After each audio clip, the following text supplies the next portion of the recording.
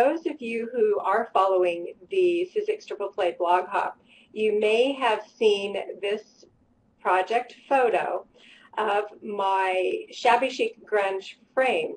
And it was a happy experiment that turned out differently than I thought. And I just love it when we take techniques and come up with something new. I'm going to jump on over to my craft cam and show you how to create this. So for those of you who were following last week's blog hop, you know that I created my frame with the technique of burning brown bag with Aleene's tacky glue. For those of you who've been watching the show, we have shared this technique. Heidi has shared the burnt brown bag and I have shared it several times. But what happened when I created mine this time is that I got a lot of white showing through on one of the pieces. So I wanted to share with you how I achieved that technique.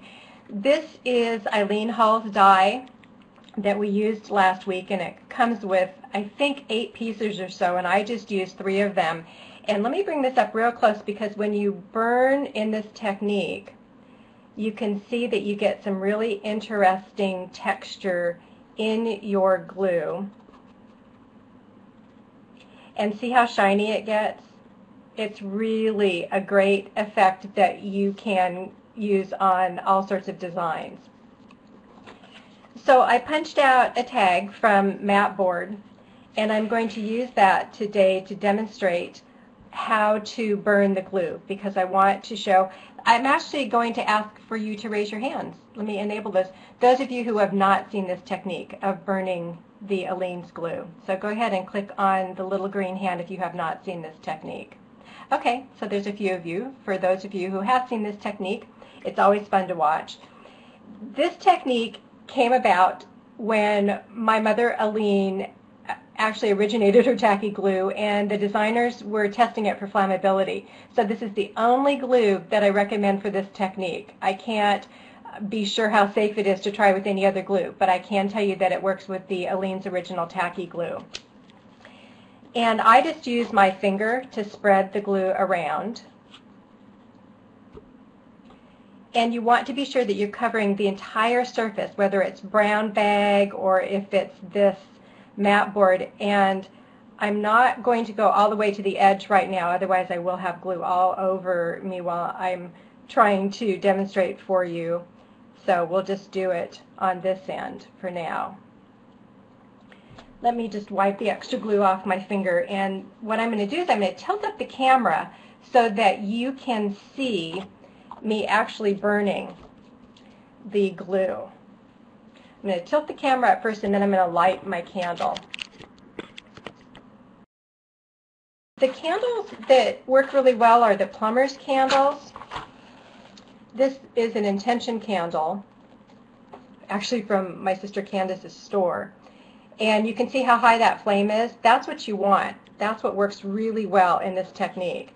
So I've applied my glue onto, this is a piece of matte board. You could put it onto the brown bag like Heidi does. And you want to put the flame of the candle right and hold it right above the glue.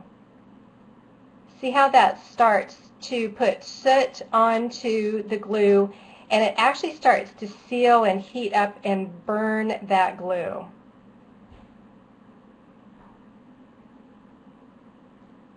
So you want to keep running this over the surface. So here's what I found out on the project that I did for the frame, is I didn't burn in some areas. I just left it white, and so I let the glue dry. But in some areas, I do want to hold the candle and actually get that glue to start to bubble. See what that does? The glue actually starts to bubble. That's where you get some really interesting texture.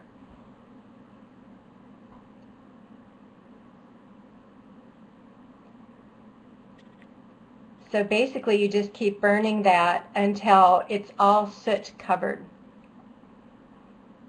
And again, the heat of the flame of the candle helps to seal that glue. And sometimes it does pop enough where the white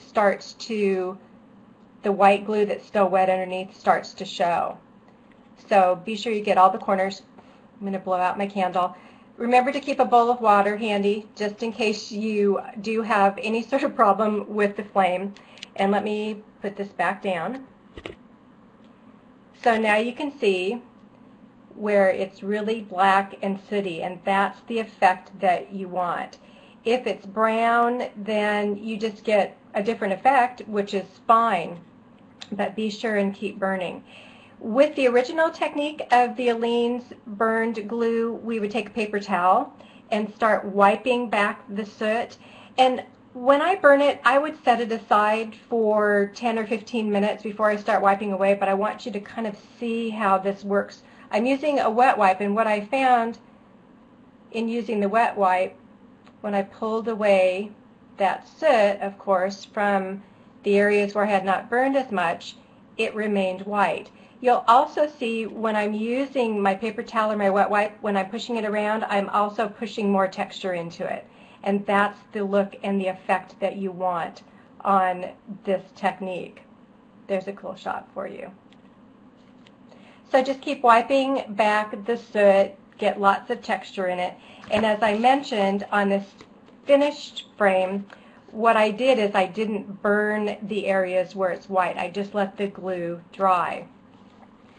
What I wanted to do on my particular project is, I like this grungy look, but it's a little bit too dark for my taste, so I took one of my Cool2Craft medallions, which we have for sale at the marketplace, that you can color, and I'm also going to be teaching this at the Craft Tech U class on how to color these, and then I just glued it down into the middle of my frame.